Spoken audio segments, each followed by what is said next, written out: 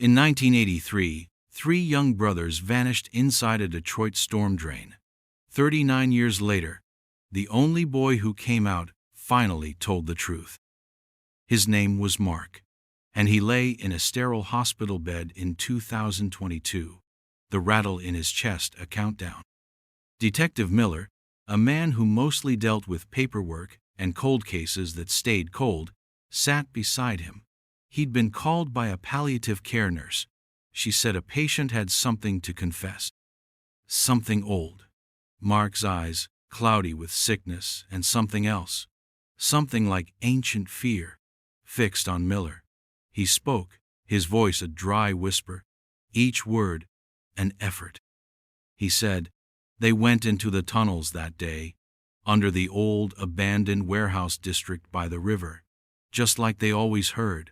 Michael, David, Danny, and him. Just boys looking for an adventure." But then Mark's story shifted from the one he'd told for decades. The one about getting separated in the dark, about shouting for his friends and hearing nothing but his own panicked echoes. This time, he spoke of voices. He said, "We heard voices below, calling our names. But it wasn't just any voice." He said, "It sounded like their dad, like Mr. Henderson, calling for Michael, calling for David, calling for Danny, clear as day. But their dads weren't there. They couldn't be." Mark knew it. Even then, a cold knot in his stomach. But the Henderson boys, they lit up. Their dad? Here? They went. He said, "They followed it, I ran." Miller listened, the sterile scent of the hospital room fading as the damp, earthy smell of a decades-old mystery filled his mind. 3 boys. Michael, 13, the oldest, always looking out for his younger brothers. David, 10, the curious one, always poking into things. And little Danny, just 8, trying so hard to be brave, to keep up. They had walked into that concrete mouth, and the earth had swallowed them whole. Their mother, Sarah Miller, knew of her. She'd never moved, never stopped hoping, even as the years piled up like dead leaves. What would this new, terrifying detail mean to her? Mark coughed, a racking sound, and fumbled beside his pillow. He pressed something into Miller's hand, a rusted metal key, the kind for an old, heavy lock, and a piece of paper, folded many times, brittle at the creases. It was a map, hand-drawn, faded. It showed a series of tunnels, then a section marked off, leading to a crudely drawn square. Beside the square, 3 words, printed in shaky capitals: Level 3, do not open. Mark's eyes pleaded with Miller. He didn't have the breath for more. He had carried this key, this map, this warning for 39 years. A lifetime of silence, broken only at the very end. What horrors had he seen or suspected that kept him quiet for so long? Detective Miller looked from the dying man to the artifacts in his palm. A key to what? A map to where? And why, after all this time, was he being told not to open it? The weight of it all settled on him, heavy and cold. The lost boys. The impossible voice. A secret level. The hunt wasn't over. It was just beginning. And it was already 3 decades too late. But maybe, just maybe, not entirely. He had to know. For Sarah. For the boys. What was on Level 3? The summer of 1983 had been hot and sticky in Detroit. For Michael, David, Danny, and their friend Mark, the cool, dark promise of the storm drains under the old warehouse district was an irresistible lure. It was forbidden, of course. Their parents had warned them. Stories circulated among the kids of endless tunnels, secret chambers, a hidden world beneath their feet. Michael, at 13, felt the pull of leadership, the thrill of showing his younger brothers something new, something daring. David, always a step behind Michael, his eyes wide with a mixture of excitement and apprehension, clutched a dim flashlight. Little Danny, small for his 8 years, just wanted to be included, to prove he wasn't a baby. Mark, a bit more cautious by nature, trailed them, the warnings of his own mother echoing faintly in his mind, but the pull of friendship and adventure was stronger. They found an entry point near the river, a wide concrete pipe half hidden by overgrown weeds. The air that breathed out was cool, damp, smelling of earth and something else, something metallic and old. One by one, they slipped inside. The sunlight vanished, replaced by the weak beam of David's flashlight, cutting a nervous path through the oppressive darkness. Their sneakers splashed in the shallow trickle of water that ran along the tunnel floor. Their voices echoed strangely, making them giggle, then fall silent as the enormity of the place began to press in. They walked for what felt like miles, deeper and deeper into the network. Mark, in his original statement to the police, the one he clung to for 39 years, said this was where they got separated. He claimed he turned a corner, and they were gone. He said he called out their names, his voice swallowed by the labyrinth. He said he panicked, turned, and ran, scrambling back the way they came, bursting out into the sunlight alone, gasping for breath, his story already forming. The search began that evening. Frantic parents, police officers, volunteer firefighters. They combed the known sections of the storm drain system. Flashlights pierced the darkness, shouts echoed, but the only reply was the drip of water, the scuttling of unseen things.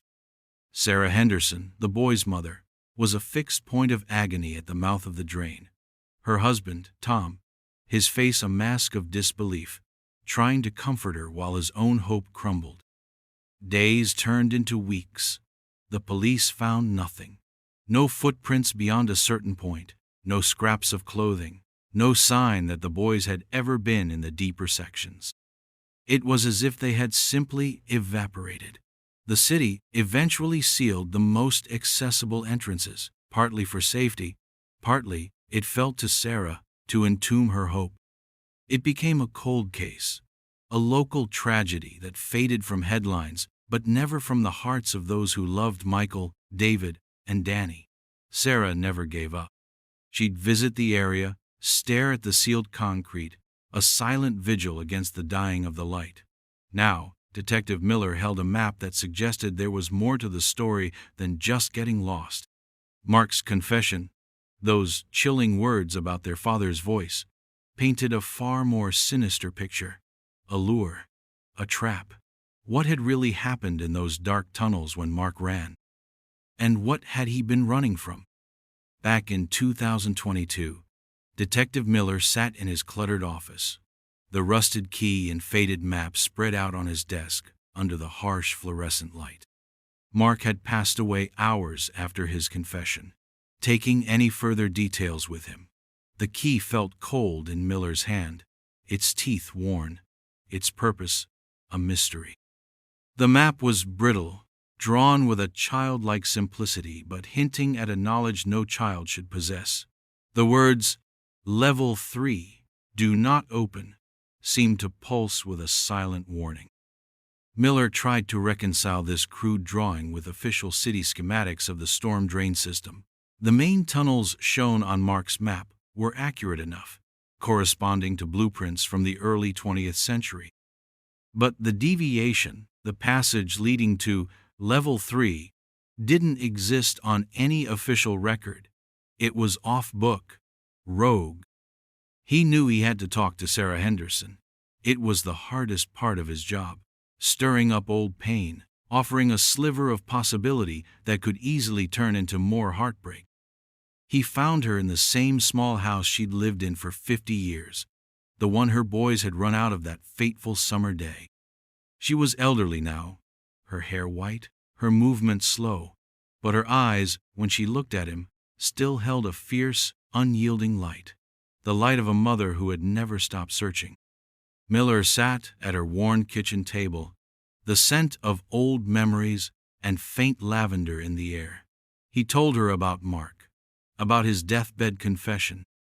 He didn't mention the voices yet, not wanting to give her that specific, cruel detail until he knew more. He laid the map on the table. Sarah stared at it, her hand trembling as she reached out to touch the faded lines. Her breath caught. She didn't recognize the level 3 part, but the main tunnel layout, she'd seen maps like it during the original search. She whispered, "They were so close." He then showed her the key. She shook her head. It meant nothing to her. Just an old key. But the map, the phrase, "Do not open," it sparked something. A new kind of fear, yes, but also a desperate, painful hope. What if? What if this led to something? After all these years? Miller explained that this level 3 was uncharted. Exploring it would be dangerous, complicated. The warehouse above was derelict, its structural integrity questionable. The city would be reluctant to authorize an expedition into an unmapped, potentially unstable part of its underbelly. But looking at Sarah's face, at the raw, decades-old grief mixed with this new, terrible flicker of anticipation, Miller knew he had to try. He had to honor Mark's final act. He had to find out what was behind that warning. The key felt heavier now, not just with rust, but with the unspoken secrets of 3 lost boys and the friend who had finally broken his silence. Could this truly lead to answers after all this time? Or just deeper into the darkness that had claimed them? He had to push forward. He owed them that much. Getting permission was a bureaucratic nightmare. The city officials were wary. An unmapped section of an aging storm drain system under a condemned warehouse? The liability was enormous. But Miller was persistent, leveraging the human element, the decades-old mystery of the missing Henderson boys, the mother who still waited. He invoked Mark's deathbed confession. Eventually, reluctantly, they agreed, but with a mountain of conditions. A small team, strict safety protocols, structural engineers on standby. Miller assembled his team carefully. He chose Ed Davis, a seasoned structural engineer with decades of experience in urban decay, a man who could read the groans of old concrete like a language, and Maria Chen, a rescue specialist, formerly with a cave rescue unit, someone who knew tight spaces and unpredictable environments. They were both stoic, professional, but Miller saw the spark of curiosity in their eyes too. This wasn't just another job. They pored over Mark's map in Miller's office, comparing it again to the official city plans. The main tunnels were clear. Then, the deviation. A sharp turn, a passage that, according to all records, simply shouldn't be there. Mark had drawn it with a heavy, almost frantic line. And at the end, that box. Level 3. Davis noted the area was geologically stable, mostly bedrock, but the condition of any man-made structures within was a complete unknown. The original entry point the boys had used, near the river, had been sealed with thick concrete decades ago. They'd need another way in. Mark's map showed several manholes along the main documented tunnel. They chose one located a few hundred yards before the supposed deviation, hoping the tunnel itself was still accessible. On a gray, overcast morning, they stood by the chosen manhole cover on a derelict patch of land overlooking the warehouse. The air was heavy with the smell of river damp and urban decay. The preparation was meticulous. Hard hats, high-powered lights, air monitors, communication gear, emergency oxygen. Every piece of equipment was checked and double-checked. There was a quiet tension among them. They were about to step into a place that had held its secrets for nearly 40 years, guided by a dying boy's crude sketch and a cryptic warning. The manhole cover creaked open, releasing a gust of cool, stale air. Chen went first, rappelling into the darkness. Then Davis. Then Miller. The descent was about 20 feet. They landed on a narrow walkway beside a trickling stream of dark water. The silence was immediate, broken only by the drip, drip, drip from the arched ceiling high above. and the crunch of their boots on the gritty floor. Their headlamps cut sharp cones through the oppressive blackness. The air was thick, tasting of rust and something else, something indefinably old and undisturbed. They moved slowly, methodically, following the main tunnel, their light scanning the curved brick walls, slick with moisture. According to the map, the turnoff should be just ahead. Miller's heart hammered against his ribs. After all these years, were they finally approaching the place where the Henderson boys had met their fate? He swept his light forward, and there it was. Or rather, where it should be. The map showed a passage branching off to the right. But before them stood a solid wall of bricks, visibly newer, cruder, than the surrounding 19th century stonework. It was as if someone had deliberately, hastily, sealed something away. But was there a way through? The engineer, Davis, ran his gloved hand over the brick wall. It was definitely newer than the rest of the tunnel. The mortar was different, coarser, and the bricks themselves lacked the aged patina of their surroundings. He consulted the old city blueprints on his tablet. "This wall isn't on any original schematics," he said, his voice echoing slightly in the confined space. "It was added later, much later. Why would someone seal off a section of the storm drain? What were they trying to hide?" Chen, meanwhile, was examining the edges of the brickwork with a powerful flashlight. "Look here," she called out, pointing to a faint, almost invisible seam running from floor to ceiling, then along the top. "This isn't tied into the original structure properly." "It's more like a plug." Davis nodded. "They walled it off, but maybe not as solidly as they thought." He tapped the wall in several places with a small geological hammer. Some spots sounded more hollow than others. There was a section, about 3 feet wide, where the bricks seemed less securely set. The decision was made. They would try to breach it, carefully, brick by brick if necessary. The air grew thick with anticipation. This was it. The point of no return, if Mark's map was to be believed. Davis and Chen took turns with a pry bar and a hammer, working slowly, methodically, trying to dislodge the first brick without causing a collapse.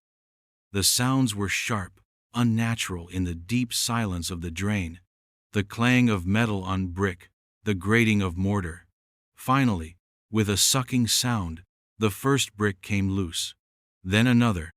Then a small section crumbled inward, revealing not earth or rock, but a dark, empty space beyond. A puff of incredibly stale air, colder than the tunnel air, washed over them. It smelled of dust, decay, and something else, something faintly metallic and unsettling. They widened the opening, brick by brick, until it was large enough for a person to squeeze through. Chen went first, her light disappearing into the blackness. Miller followed, then Davis. They found themselves in a narrow, roughly hewn passage, sloping distinctly downwards. This was not part of the storm drain system. This was something else entirely. The walls were damp, unfinished rock, mixed with crumbling concrete. It felt ancient, forgotten. They proceeded cautiously, their boots crunching on loose gravel and debris. Mark's map, now clutched in Miller's hand, showed this passage continuing for about 50 feet before reaching level 3. The silence was unnerving. They strained their ears. Was that a drip of water, or the distant rumble of the city above? Or was it just the blood pounding in their own ears? Then, around a slight bend, their lights fell upon it. A door, a heavy, steel door, set directly into the rock face, secured with thick, rusted hinges and a formidable-looking lock. It was pitted and streaked with rust, looking like it hadn't been opened in a lifetime. This had to be the entrance to level 3. Miller felt a chill crawl up his spine despite the insulated gear he wore. He reached into his pocket and pulled out the rusted key Mark had given him. It lay heavy in his gloved palm, a relic from a forgotten tragedy. His hand trembled slightly as he raised it towards the keyhole. Would it fit? After all these years, would it still turn? The silence in the narrow passage was absolute, a held breath before a revelation. He slid the key into the lock. It grated, but it fit. The key resisted at first, seized by decades of rust and disuse. Miller applied steady pressure, a silent prayer on his lips. Then, with a painful, drawn-out screech of tortured metal, the tumblers inside the ancient lock groaned and finally gave way. He turned the handle, a heavy iron loop, and pulled. The steel door, immensely heavy, scraped against the stone floor, opening inward with agonizing slowness, releasing a wave of foul, stagnant air that made them recoil. It was the smell of a place sealed for generations, a place where time itself had decayed. Their high-powered beams sliced through the utter blackness beyond the doorway. It wasn't another tunnel. It was a room, roughly square, about 10 feet by 10 feet, carved directly out of the rock, the walls reinforced with crumbling concrete. This was level 3. The air was thick, suffocating. For a moment, they saw nothing but shadows and the glint of moisture on the walls. Then, as their eyes adjusted, details began to emerge from the gloom. In the center of the room, there wasn't an immediate, horrifying discovery. Not at first. Instead, they saw signs of a crude, desperate habitation. A rusted metal bed frame, its springs broken, lay against one wall. A makeshift table, fashioned from old planks and bricks, stood precariously in a corner. Scraps of what might have once been fabric, now rotted and indistinguishable, littered the damp floor. It looked like someone had lived here, or been kept here. Then Chen, her voice barely a whisper, said, "Over there." Her light focused on a far corner, a space partially obscured by fallen debris.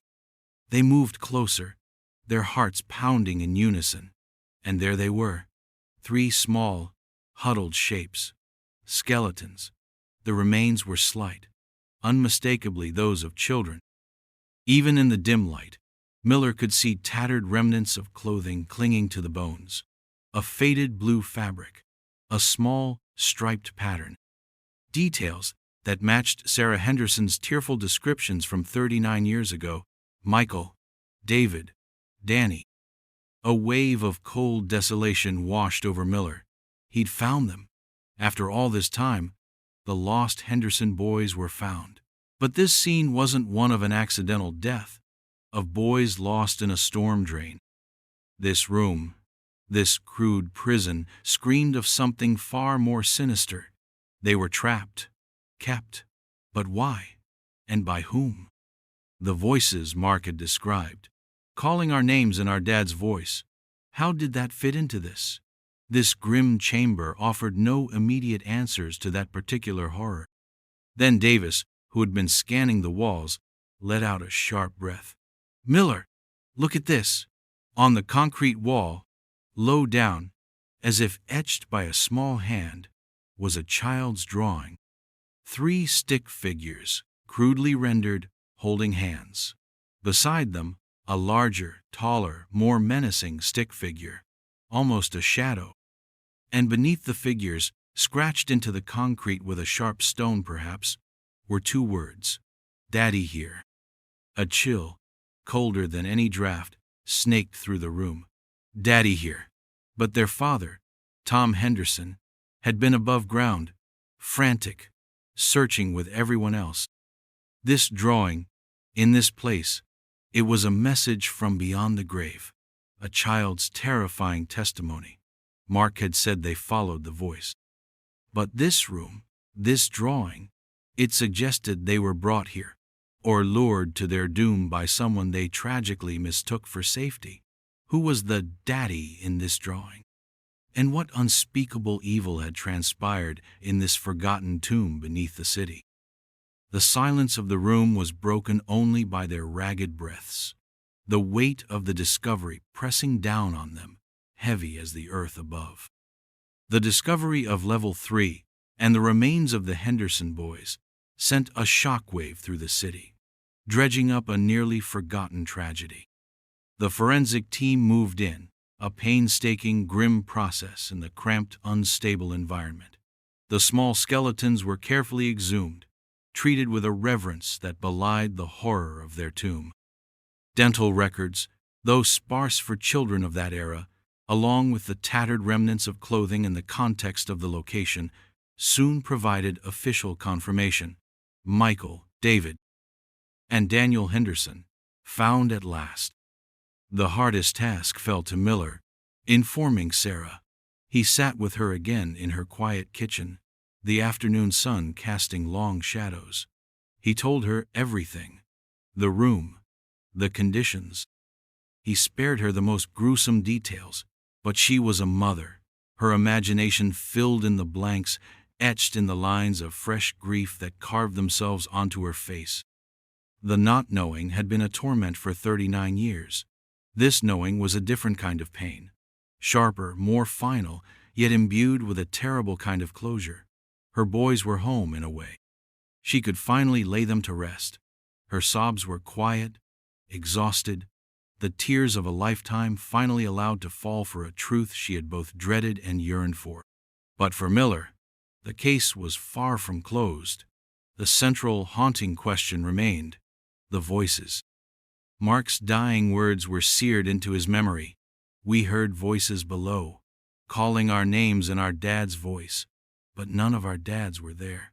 This meticulously hidden room, the drawing of Daddy here, it all pointed to a deliberate predatory act. Who could have so perfectly mimicked Tom Henderson's voice? Tom Henderson himself had a concrete alibi for the entire period of the boys' disappearance. He'd been a devastated father leading search parties, his anguish raw and undeniable.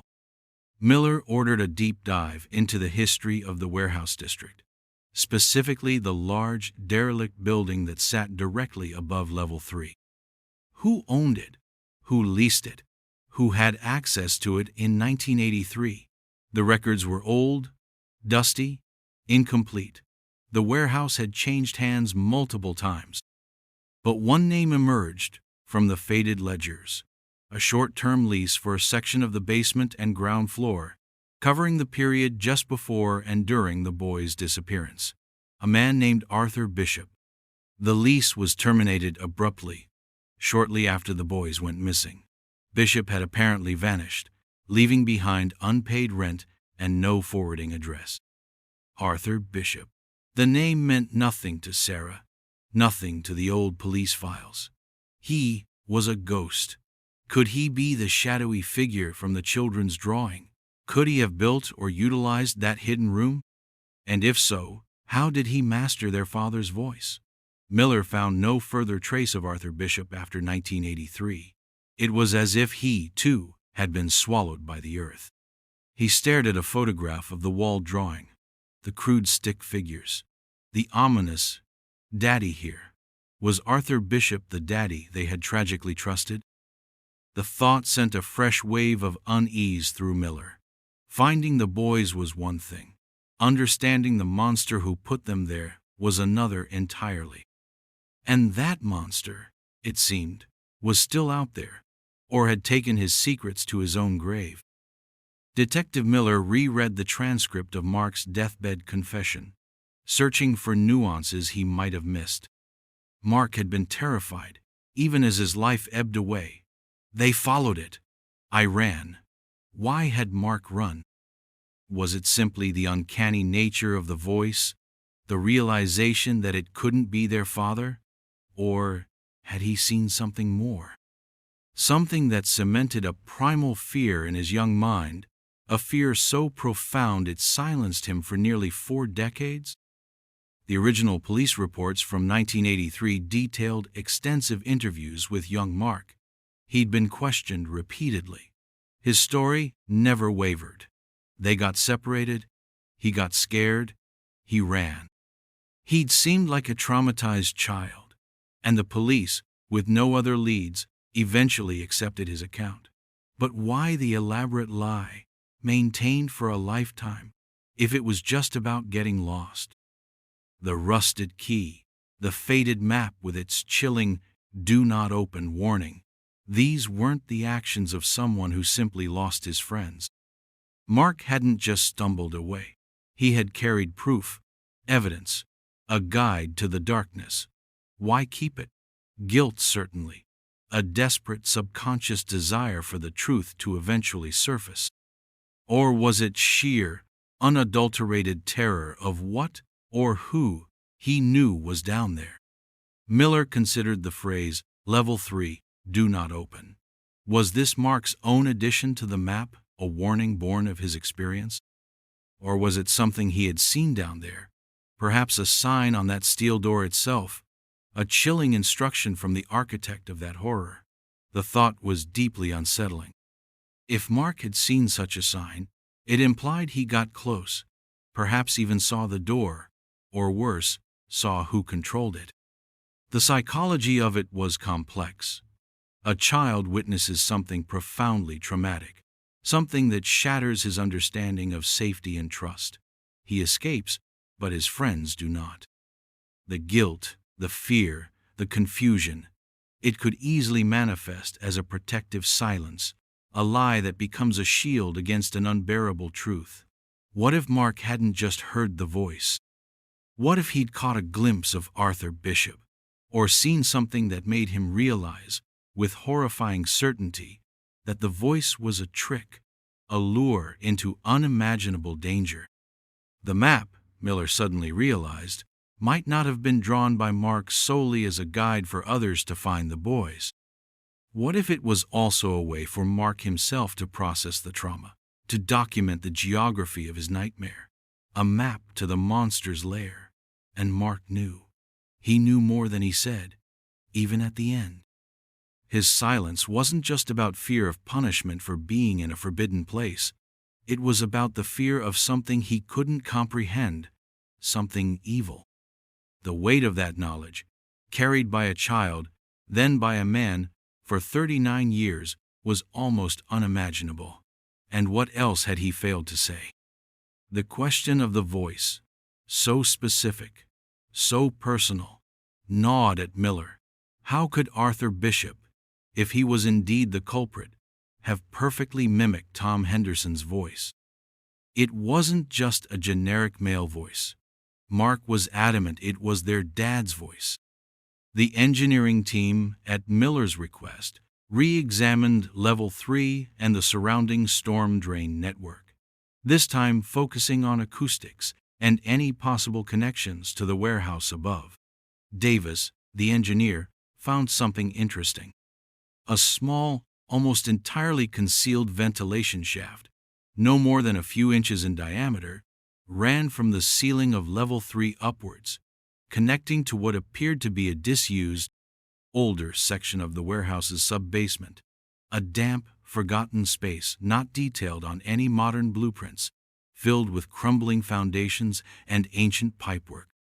Davis theorized, if someone were in that sub-basement, their voice, if projected correctly, could potentially carry down this shaft into Level 3. It wouldn't be loud, but in the silence of the drains, it might seem to emanate from the tunnels themselves. This opened a new, disturbing line of inquiry.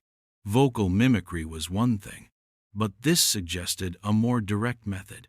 Could Bishop have been in that sub-basement? And how did he get Tom Henderson's voice so precisely? Miller thought about actors, impersonators. He decided to try and trace Arthur Bishop's life before he leased the warehouse space. It was a long shot after so many years. Old utility bills, city directories, voting records, a painstaking trawl through archived data. Finally, a hit, a previous address for an Arthur Bishop from the late 1970s, an apartment building in a different part of Detroit. Miller visited the building. It was old, a little rundown, but still occupied. He spoke to the current superintendent, who knew nothing of tenants from that long ago. But he directed Miller to an elderly woman, Mrs. Petroff, who had lived in the building for over 50 years. Her memory was surprisingly sharp. She remembered Arthur Bishop. "Oh, him," she said, her brow furrowing. "Quiet man, kept to himself mostly, always fiddling with wires, little machines, radios, tape recorders. Said he did sound work. For the theater, or something like that, he once mentioned. Sound work, tape recorders." A chill went down Miller's spine. Could Bishop have recorded Tom Henderson? But how? When? Then Miller remembered something Sarah Henderson had told him, a detail she'd almost forgotten, something they'd dismissed at the time. In the weeks leading up to the boys' disappearance, they had received a series of strange phone calls. Sometimes it was just a click, and then silence. Other times, just breathing on the line. Once, Sarah distinctly remembered, she answered the phone and heard her husband Tom's voice say her name, "Sarah?" But Tom was sitting right beside her in the living room, watching television. They'd looked at each other, confused, and dismissed it as a crossed line, a weird fluke with the phone system. Now, that crossed line took on a terrifying new significance. Could Arthur Bishop have been tapping their phone, recording Tom Henderson's voice, practicing his intonation, his cadence, using those recordings to create a lure? The level of premeditation, the cold, calculated planning, was horrifying. Bishop wasn't just an opportunist. He was a meticulous predator, crafting his trap with chilling precision, using a father's own voice as bait to steal his children. The image of Bishop, hidden away, listening to stolen moments of their family life, learning, preparing, it was almost too monstrous to contemplate. The pieces of the horrifying puzzle began to click into place, forming a picture of calculated evil. Arthur Bishop, a shadowy figure with an apparent skill in sound manipulation, likely targeted the Henderson boys. Perhaps he observed them, learned of their adventurous streak, their fondness for exploring the forbidden storm drains. He was a ghost in their lives, unseen, unheard, until he chose to strike. He must have prepared level 3, that hidden room, as a cage, whether he dug it out himself or modified an existing forgotten space. It was designed for imprisonment. The key, the steel door, all pointed to a deliberate construction. Then, the most chilling part, the voice. By tapping the Hendersons' phone line, he could have patiently recorded Tom Henderson's voice, snippets of conversation, calls to his wife or children. He could have practiced, refined his mimicry, or even pieced together recordings to create the specific calls he needed. "Michael? David? Danny? Come here, boys." On that summer day in 1983, as the boys ventured into the darkness, Bishop was likely waiting, hidden in the sub-basement of the warehouse, his voice, or his recordings, projected down into the tunnels, an irresistible call to Michael, David, and Danny. They heard their father, a sound of safety and authority, and they followed it, deeper into the trap. Mark, perhaps, was just far enough behind, or his innate caution kicked in. Maybe he saw a flicker of movement that wasn't his friend's, or the voice just sounded wrong to him up close, a subtle dissonance that screamed danger to his young mind. He fled, leaving his friends to their fate. What happened after Bishop had the boys in level 3? The forensic evidence was unclear on the exact cause or time of death, beyond the fact that they perished in that room. The crude living setup suggested Bishop might have intended to keep them for some time. Did he panic when the massive search began, the police and volunteers swarming the area? Did he then silence them and flee? Or did they die from neglect, terror, the elements, after he abandoned them? The truth of those final moments died with them and with Bishop. Arthur Bishop was never found. He disappeared from Detroit, from record, from life, as effectively as the boys had. He likely fled immediately after their deaths, or when the search intensified, leaving them sealed in that cold, dark place. He took his motives, his full story, and the extent of his monstrosities with him, an unsolved phantom. Sarah Henderson finally laid her sons to rest in a small cemetery, 3 little graves side by side. The terrible not knowing was over, replaced by a terrible knowing. The grief was different now, anchored, but no less profound. She had her boys back, but not in the way any mother would ever want. Detective Miller often thought of Mark. His 39 years of silence, living with the weight of that day, the key and the map a constant, burning reminder of what he'd seen, or what he'd failed to do. His deathbed confession was a final, desperate act of unburdening, a plea for forgiveness, perhaps, or simply a need for the truth to finally claw its way into the light. The storm drains under Detroit still flowed, dark and silent. Level 3 was sealed again, this time by the city, permanently. Its secrets catalogued, but its full horror perhaps never truly to be grasped. The echoes remained, of lost boys, of a mother's unending sorrow, and of a chilling voice that called children to their doom. Some doors are best left unopened, but some truths, no matter how terrible, demand to be known. Have you ever heard of a secret hidden for so long, or a place with such a dark past? Share your thoughts on what Mark must have gone through, or what you think truly happened to Arthur Bishop, in the comments below.